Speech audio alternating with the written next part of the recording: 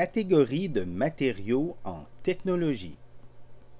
Bonjour, donc dans ce nouvel enregistrement, on va faire un petit tour d'horizon des différentes catégories de matériaux qui peuvent être utilisés en technologie. Comme on l'a vu, lorsqu'on construit un objet technologique, on doit penser aux matériaux qu'on va utiliser parce que ces matériaux-là vont devoir avoir certaines propriétés. Donc, il y a plusieurs catégories de matériaux. Je les ai classés en deux grandes catégories, si on veut. Donc, dans un premier temps, les matériaux à usage simple. Et là-dedans, on rentre le bois et les bois modifiés, les céramiques, les métaux, les alliages, les matières plastiques, ainsi que les matériaux composites. Et puis, il y a les matériaux à usage complexe. Donc là, on est plus dans la science moderne. Il y a les semi-conducteurs, les matériaux magnétiques, les supraconducteurs, les cristaux liquides, etc. etc. Là, on a plusieurs matériaux. Donc, si je regarde maintenant les bois modifiés, là, je pense que vous avez une petite idée de ce que c'est que du bois. Il y a des avantages notables. Donc, c'est quand même assez abordable. C'est sûr que le prix du bois peut changer. Donc, ça a augmenté beaucoup ces dernières années. Mais quand même, comparé à d'autres matériaux, ça reste relativement abordable. Il y a une certaine légèreté. Il y a une faible conductivité thermique et électrique. Donc, c'est bon pour faire nos maisons. En revanche, c'est inflammable. C'est sensible aux organismes vivants, donc on parle de pourriture. Et effectivement, oui, notre bois va se dégrader à cause essentiellement des organismes vivants, que ce soit des champignons, des micro-organismes, ça va se dégrader. On peut les protéger. Par contre, il y a l'huile qui peut être utilisée, des vernis, des peintures. Donc, on va mettre sur notre bois pour le protéger. Maintenant, si je parle de bois modifié, donc la différence avec le bois modifié, c'est qu'eux ont été traités ou mélangés à d'autres substances. Donc, ça peut être par exemple à de la colle.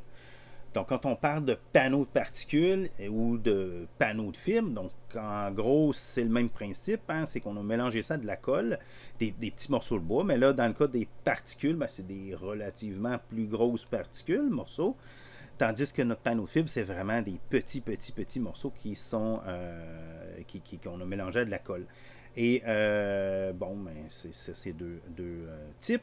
On a le contreplaqué, où là, j'ai une plaque que je viens coller. Hein, je viens coller des plaques une après l'autre. Donc ça me donne un certain matériau.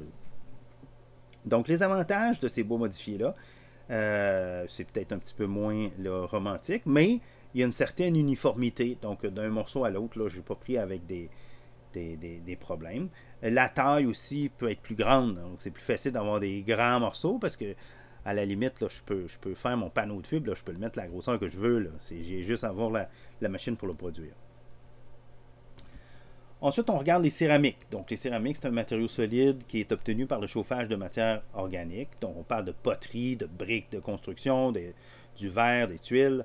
Les propriétés, ils vont varier quand même grandement d'une céramique à l'autre, mais de façon générale, on peut noter qu'ils ont une faible conductivité électrique.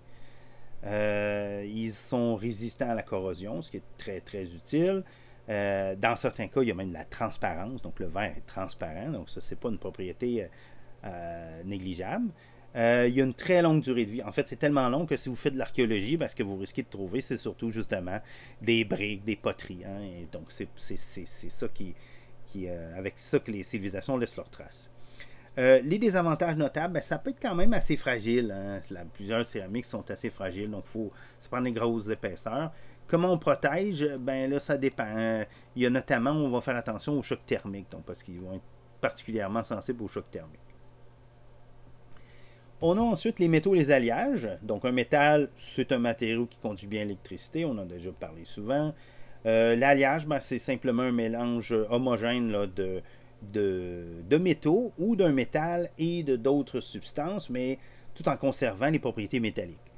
Les alliages les plus communs, on parle du bronze, qui est du cuivre puis de l'étain, le laiton, cuivre et zinc, l'acier, du fer et du carbone, donc une petite quantité de carbone. À moins que 1,5%, on dit que c'est de l'acier. Sinon, si c'est plus gros que ça, on va dire que c'est du fer. Pas du fer, mais de la fonte. Et si à mon acier, je rajoute du nickel ou du chrome, ou les deux, j'obtiens ce qu'on va appeler de l'acier inoxydable, c'est-à-dire un acier qui va s'oxyder beaucoup plus lentement. Donc, il va finir par s'oxyder, mais c'est beaucoup plus lent. Donc, on a amélioré la propriété de notre fer de cette façon-là. Les avantages... Ah, puis j'oubliais, oui, il y avait l'électrum. L'électrum, c'est de l'or plus de l'argent. En fait, si vous remportez le prix Nobel, ben, vous allez recevoir une belle petite médaille comme ça. Et cette médaille-là est faite d'or et d'argent. Donc, c'est de l'électrum, ce qu'on appelle aussi de l'or vert. Et la couleur, en fait, va varier beaucoup en fonction de la concentration de l'or et de l'argent dans le mélange. Les avantages notables des métaux, ben, une bonne conductivité électrique, ça c'est clair, et thermique aussi, c'est ductile, c'est malléable, donc on peut le modeler, faire toutes sortes de choses avec ça.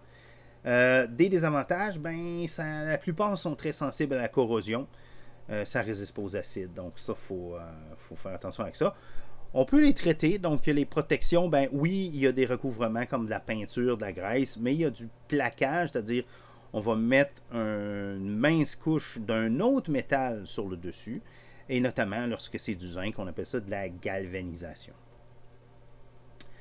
On passe maintenant aux matières plastiques. Donc une matière plastique, c'est un matériau principalement fait de polymères.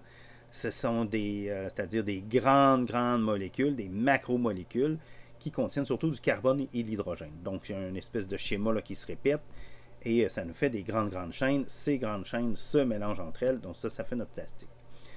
Il y a différentes catégories de plastique. On parle des thermoplastiques qui peuvent être modelés ou remodelés autant de fois que l'on veut, là, en chauffant puis en refroidissant.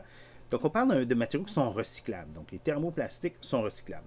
En revanche, les thermoplastiques, eux, vont garder leur forme de manière permanente. Donc, on les chauffe, on leur donne une forme, ils durcissent, et puis c'est la fin, là.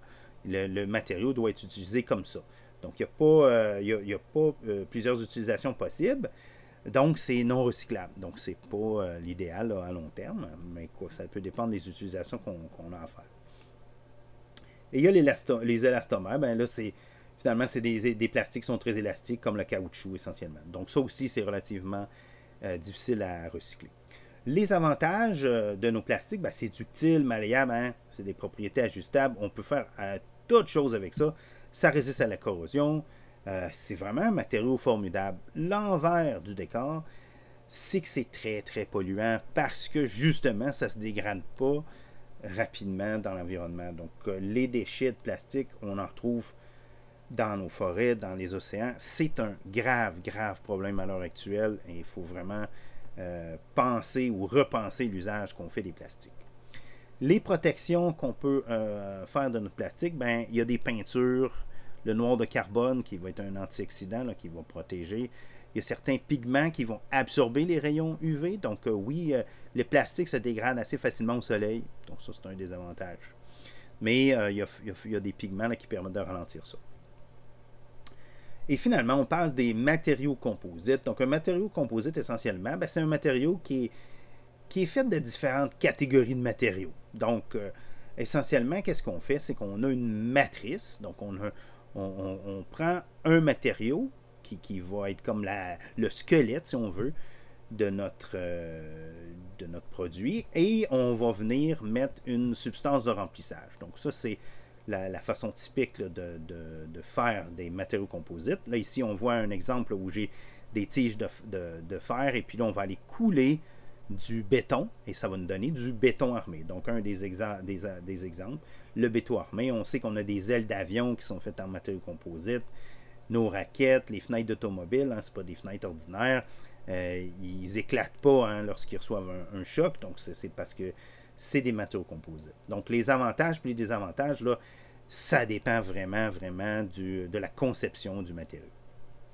Donc, en résumé, il existe une multitude de matériaux avec des propriétés particulières, parmi lesquels on va retrouver les bois et bois modifiés, les céramiques, les métaux et les alliages, les matières plastiques et les matériaux composites.